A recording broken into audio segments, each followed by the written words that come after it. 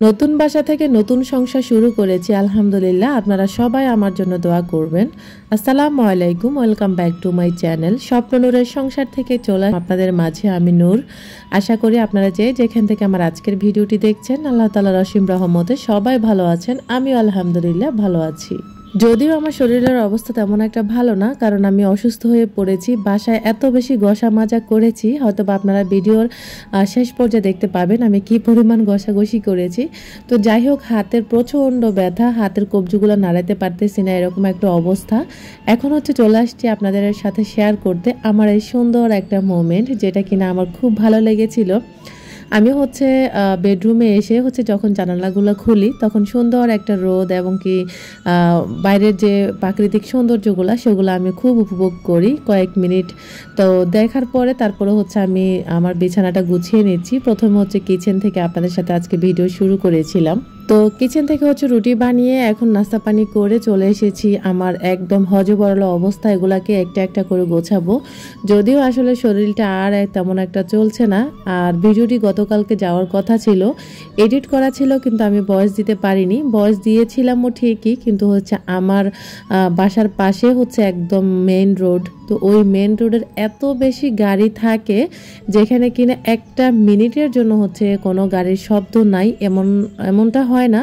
তো আমি যতবারই ভয়েস ওভার করি ততবারই এত বেশি ব্যাকগ্রাউন্ড নয়েজ, যেটা আমার নিজেরই ভালো লাগে না। আপনাদের কাছে কেমন লাগবে? যার কারণে আমি আর আজকে গতকালকে আপনাদের সাথে ভিডিওটি শেয়ার করিনি। এখন সম্ভবত রাতে ছাড়া আমাকে আর আসলে ভিডিওতে ভয়েস দেওয়া ছাড়া কোনো উপায় নেই।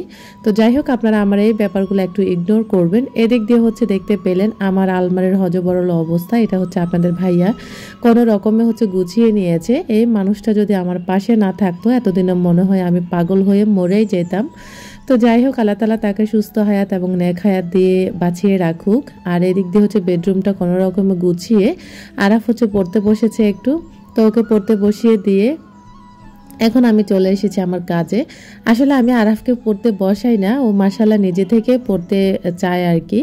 তো যাই হোক, নিজে যাই পড়ে আর কি। আমি কিন্তু ওকে এখনো কখনোই ওকে নিয়ে আমি পড়তে বসি নাই। ও নিজে থেকে যা পড়ে আলহামদুলিল্লাহ। তো এদিক দিয়ে আমার সুন্দর আরেকটা জায়গা, সেটা বারান্দাটা একদম ছোট। আপনারা হয়তো দেখে বুঝতে পারছেন, আসলে আমার বাসাগুলো খুবই ছোট ছোট হয়।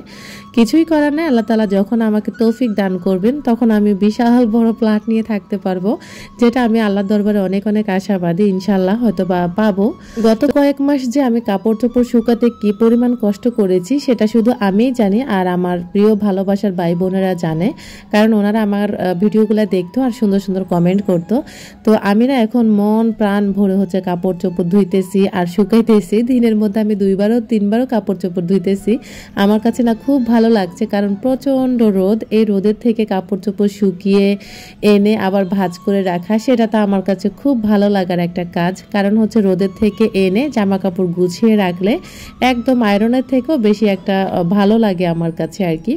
তো যাই হোক, প্রচণ্ড আলো বাতাস, প্রচণ্ড রোদ, আর শীতকালে এত বেশি ভালো লাগবে। আল্লাহ তাআলা যতদিন এ বাসাতে কতদিন থাকবো জানি না, তবে ইনশাল্লাহ থাকবো। আর এতবার তো বাসা চেঞ্জ করা সম্ভব না। আমি আমার বাসাটাকে সুন্দর করে গুছিয়ে নেব, গুছিয়ে আপনাদের সাথে ইনশাল্লাহ শেয়ার করব। তো যাই হোক, এখন যেভাবে আছে সেভাবে কোনো রকমে গুছিয়ে হয়তো বা আপনাদের সাথে একটু শেয়ার করব কোথায় কী রেখেছি, তবে আজকের ভিডিওতে না, ইনশাল্লাহ আগামীকালের ভিডিওতে আপনারা দেখতে পাবেন। এদিক দিয়ে এখন আমি কাপড় চোপড়গুলো ভাঁজ করে রেখে এসে এখন সবজি কাটতে বসে গেছি। আমি কখনোই কল্পনা করিনি একদম রোদ আমার রুমের ভিতরে থাকবে, আর সেই রোদের ভিতরে বসে উঠানের মতো আমি সবজি কাটবো। এটা যে আমার কাছে কি যে রকমের একটা ভালো লাগার মুহূর্ত হয়েছিল, বিশ্বাস করবেন না, আমার কাছে অন্যরকম একটা ফিলিংস হয়েছিল। তো যাই হোক, আল্লাহ তাআলা মানুষকে আসলে কখনো নিরাশ করে না। মানুষ যেটা চায় শুধু মন থেকে চাইতে হবে, অদম্য ইচ্ছা শক্তি থাকতে হবে, লক্ষ্যে পৌঁছাতে হবে, তারপরে আল্লাহ তাআলা তার স্বপ্নগুলো পূরণ করে দেয় একে একে। আপনারা কেউ নিরাশ হবেন না ইনশাআল্লাহ। আল্লাহ তাআলা চাইলে, আর আল্লাহর কাছ থেকে চাইতেও হয় যে কোনো কিছু। তো যাই হোক, এদিক দিয়ে এখন সবজিগুলো কেটে এখন চলে এসেছি ডিম দুইয়েছিলাম। আসলে আমার ওই বাসাতে যেরকম করে ডিম দুইতাম আপনাদের সাথে শেয়ার করতাম, এ বাসায় কিন্তু সেভাবে আমি পারবো না। ফ্রিজটাকে এত বেশি সুন্দর নিট অ্যান্ড ক্লিন করেছি যেটা আমার নিজের কাছেও অনেক বেশি অবিশ্বাস্য লাগে। এত সুন্দর করে আমি ক্লিন করেছি আর সুন্দর করে দুইটা হচ্ছে আটার প্যাকেট বিছিয়ে দিয়েছি। আপনারা হয়তো অনেকে হাসতে পারেন, আসলে এগুলো হাসির কোনো ব্যাপার না। তো আমি কিন্তু সবসময় হচ্ছে আটার প্যাকেট কেটে ফ্রিজে এভাবে রেখে দিই, আর আমার কাছে খুব ভালোও লাগে। ফ্রিজ তেমন একটা ময়লাও হয় না সহজে। তো যাই হোক, ডিমগুলো হচ্ছে ফ্রিজে রেখে এখন চলে এসেছি আমি হচ্ছে সিঙ্কটাকে পরিষ্কার করব। আমি কিন্তু রান্না বান্নাও করে ফেলেছি, আর এটা হচ্ছে গোসলের আগে হচ্ছে আমি কাজগুলো করে নিচ্ছি। আর আমি কিন্তু আসলে এই সিঙ্কটা যে পর্যন্ত পরিষ্কার না করেছি সেই পর্যন্ত কিন্তু আমি সিঙ্কটা একটুও ব্যবহার করিনি। কারণ হচ্ছে এটা দেখলে আমার বমি আসতেছে। আমি কিভাবে হচ্ছে এখানে হচ্ছে দোয়াপালা করব, আমি জীবনেও দোয়াপালা করতে পারবো না। যার কারণে হচ্ছে আগে হচ্ছে আমি ফুটন্ত গরম পানি ঢেলে দিয়েছি যাতে করে ব্যাকটেরিয়াগুলো না থাকে। তো এদিক দিয়ে হচ্ছে গরম পানি দেওয়ার পর হুইল পাউডার দিয়ে ভালো করে হচ্ছে আমি মাজুনি দিয়ে মেজে নেব, মানে যে পর্যন্ত ঘষা মাজা করা যায়, যে পর্যন্ত ক্লিন করা যায় আর কি। এই সিঙ্কটা মাজার পরে আমার হাতটা নাড়তে পারতেছি না, হাতের এমন একটা অবস্থা হয়ে আছে। আমি কিন্তু নিয়মিত নাপা খাচ্ছি 3টা করে 3 বেলা, এতটাই হচ্ছে মানে জঘন্য অবস্থা হয়ে গেছে আমার, আমি এতটাই অসুস্থ হয়ে গিয়েছি। তো যাই হোক, এখন হচ্ছে চলে এসেছি সিঙ্কটাকে মেজে নেব। আর আমার এই কলটাকেও হচ্ছে মেজে নিচ্ছি ভালোভাবে, কারণ আসলে এটাতে এত বেশি ময়লা, আপনারা হয়তো দেখে বুঝতে পারতেছেন কতটা শ্যাওলা বসে আছে, যেটা কিনা হয়তো আমার নিজের দেখে বমি আসে। আপনাদের তো বমি আসার কথাই। অনেকে হচ্ছে বলেছেন আপু গ্লাভস পরে কাজগুলো করলে ভালো হতো। আসলে আপাতত আমার কাছে এই মুহূর্তে কোনো গ্লাভস ছিল না, যার কারণে হচ্ছে আনাও হয়নি। তো যাই হোক, আমি কিন্তু হাতকে অন্যরকমভাবে হচ্ছে ওয়াশ করে নিয়েছি, আপনারা কেউ টেনশন করবেন না প্লিজ আপুরা। আর আমার এই ছোটোখাটো বিষয়গুলো একটু ইগনোর করবেন। এইসবগুলো আসলে হাত দিয়ে ভালোভাবে ঘষা মাজা না করলেও কিন্তু হবে না। আর গ্লাভস দিয়ে আমি কখনো কাজ করিও নি। গ্লাভস দিয়ে দেখা গেছে কাজ করতে গেলে সুবিধার মতো আমি কাজ করতে পারবো না, যার কারণে ওটা চিন্তা করে হচ্ছে আমি গ্লাভসটা আপাতত ব্যবহার না করে হচ্ছে এভাবে ক্লিন করে নিচ্ছি। আপনারা প্লিজ আমাকে ক্ষমা সুন্দর দৃষ্টিতে দেখবেন, কারণ হচ্ছে আমি হাতটাকে অন্যরকমভাবে ভালো করে ওয়াশ করে নিয়েছি।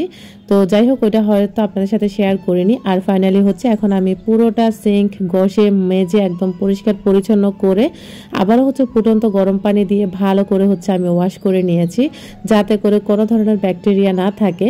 তো এই সিঙ্কের কিন্তু ঢাকনাটাও আমি একদম ক্লিন করে নিয়েছি। এটা তো ধরতেই পারতাম না, এত বেশি শ্যাওলা ছিল।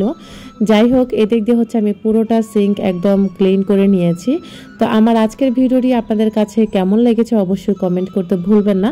আর আমার নতুন বাসার নতুন সংসারটা কেমন লেগেছে তাও কমেন্ট করতে ভুলবেন না। এদিক দিয়ে আপনাদেরকে দেখাচ্ছি সিঙ্কের চারিপাশে যে পুটিংটা আছে, এটাকে পুটিং বলে সম্ভবত। এটাই হচ্ছে আমি বলার পরে বাড়িওয়ালারা হচ্ছে লাগিয়ে দিয়েছিল আর কি। তো আসলে এটা দেওয়ার আগে এত বেশি খারাপ লেগেছিল যেটা আমার নিজেরও দেখতে অসহ্য লেগেছে। যাই হোক, আমি আসলে ওই সিঙ্কটাকে বেশি মিস করব আমি যতদিন বেঁচে থাকবো। তবে ইনশাল্লাহ আল্লাহ চাইলে হয়তো বা ওই সিঙ্কের থেকেও আরও ভালো মানের সিঙ্ক আমি ব্যবহার করতে পারবো ইনশাল্লাহ। তো যাই হোক, এখন সিঙ্কটাকে ভালো করে গরম পানি দিয়ে আবারও হচ্ছে ওয়াশ করে নিয়ে এখন হচ্ছে বিকেলবেলা চলে এসেছি ছাদে। আর এই যে আমি কিন্তু আলো বাতাস এবং কি রোদ পরিষ্কার পরিচ্ছন্নতার পাগল, যার কারণে আমি চেষ্টা করি আমার তোষক কাঁথা কম্বল এগুলো রোদে দিয়ে তারপরে হচ্ছে ব্যবহার করার জন্য। আমি কিন্তু রোদকে ভীষণ রকমের ভালোবাসি, যার কারণে হচ্ছে এই যে আমি কাঁথা কম্বল তোষক সব কিছু রোদে দিয়ে দিয়েছি। আর ছাদটাও একদম নিজের মতো করে ব্যবহার করা যাবে, কোনো ধরনের কোনো সমস্যা নেই। যাই হোক, আল্লাহ তাআলা হচ্ছে আমাকে এই বাসায় এনেছে, আমি কতদিন থাকবো জানি না, তবে ইনশাল্লাহ এইটা থেকে আর সহজে আমি বাসা ছাড়বো না। আর দেখা যাক কি করা যায় আর কি, বা কি হয়। শুধুমাত্র আমার ওয়াশরুম আর কিচেনটার কথা চিন্তা করলে হচ্ছে একটু খারাপ লাগে। তবে ওয়াশরুমটা আমি ক্লিন করতে পারবো না, সেটা হয়তো বা কোনো একটা লোক নিয়ে করাবো ইনশাল্লাহ। আর আপনারা অনেকে অনেক কিছুর কথা বলেছেন যেটা একদম ফাস্ট কাজ করে, প্লিজ আপনারা সেরকম একটা মেডিসিনের নাম বলে যাবেন। আজকের মতো এখানে বিদায় নিচ্ছি, আল্লাহ হাফিজ।